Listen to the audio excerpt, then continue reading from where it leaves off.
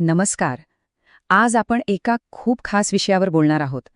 आपण जाणार आहोत थेट नोव्हेंबर 1946 मध्ये परमपूज्य गुरुदेव पंडित श्रीराम शर्मा आचार्यजी यांच्या अखंड ज्योती मासिकातील काही कालातीत विचारांचा मागोवा घ्यायला. चला तर मग एका अगदी मूलभूत प्रश्नापासून सुरुवात करूया. एक असा प्रश्न जो आपल्या सगळ्यांच्या मनात कधी ना कधी येतोच, की आपल्या जीवनाचा खरा उद्देश तरी काय आहे? आणि याच प्रश्नावर आपलं आजचं सगळं बोलणं आधारित आहे. तर आपला पहिला मुद्दा आहे शाश्वत शोध. बघा ना, आजच्या या धावपळीच्या आयुष्यात आपण सगळेच काहीतरी शोधतोय. शांतता, समाधान, जीवनाचा अर्थ. पण गुरुदेवांची शिकवण काय माहितीये? ते म्हणतात, हा शोध बाहेरच्या जगात नाहीये, तो आपल्या आतमध्ये आहे. आणि खरं तर हेच या शिकवणीचं सार आहे.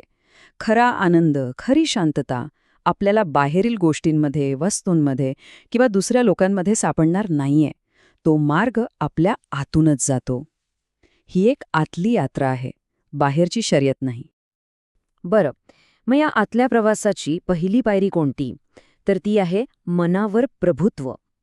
आणि ही सगळ्यात महत्वाची पायरी आहे असं समजा. कारण असं म्हटलं जातं की ज्याने आपलं मन जिंकलं त्याने सगळं जग जिंकलं. आपल्या मनाच्या ना साधारणपणे दोन अवस्था असतात. एक म्हणजे अशांत मन, जे सतत इच्छा, चिंता, विचार यांनी भरलेलं असतं, इकडून तिकडे धावत असतं.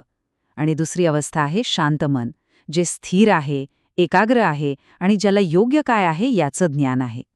याच दोन अवस्थांमधला संघर्ष आपल्याला जिंकायचा आहे.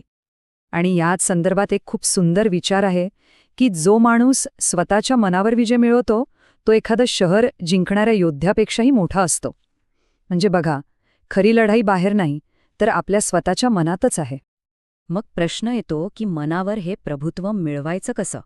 त्यासाठी सगळ्यात महत्वाची गोष्ट आहे विश्वासाची शक्ती. आणि हो, हा काही आंधळा विश्वास नाहीये, ही एक श्रद्धा आहे. एका उच्च शक्तीवर आणि मुख्य म्हणजे स्वतःवर. आयुष्याच्या वादळात हाच विश्वास आपल्याला नांगरासारखा घट्ट धरून ठेवतो. आणि हा विश्वास आपल्याला ताकद कशी देतो? तर बघा, तो आपल्याला कठीण काळात आतून बळ देतो. आपल्या मनातली भीती, शंका काढून टाकतो. एक पॉझिटिव्ह दृष्टिकोन तयार करतो आणि आपल्याला एका मोठ्या चेतनेशी जोडतो. म्हणजे ही एक जबरदस्त आतली शक्तीच आहे. चला, आता आपण आतून तर मजबूत झालो, आता बाहेरच्या जगाकडे पाहूया. आपला पुढचा मुद्दा आहे सार्थक जीवनाचे कला.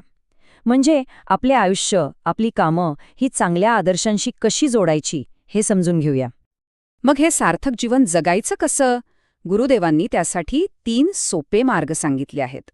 पहिला आहे निष्काम सेवा, म्हणजे फळाची अपेक्षा न ठेवता आपलं काम करत राहणं. दुसरा आहे स्वाध्याय, म्हणजे सतत काहीतरी नवीन शिकणं आणि स्वतःला ओळखण्याचा प्रयत्न करणं. आणि तिसरा सत्कर्म, म्हणजे प्रत्येक काम प्रामाणिकपणे आणि चांगल्या हेतूने करणं. आता आपण जवळजवळ शेवटच्या टप्प्यात आलो आहोत. पण एक महत्वाचा प्रश्न उरतोच की 1946 मधली ही शिकवण आजच्या काळात आपल्या या आधुनिक आयुष्यात कशी वापरायची? त्या काळातले विचार आणि आजची आव्हानं यांनाच जोडायचं कसं? चला तर आपण आतापर्यंत जे काही बोललो त्याचा थोडक्यात आढावा घेऊया.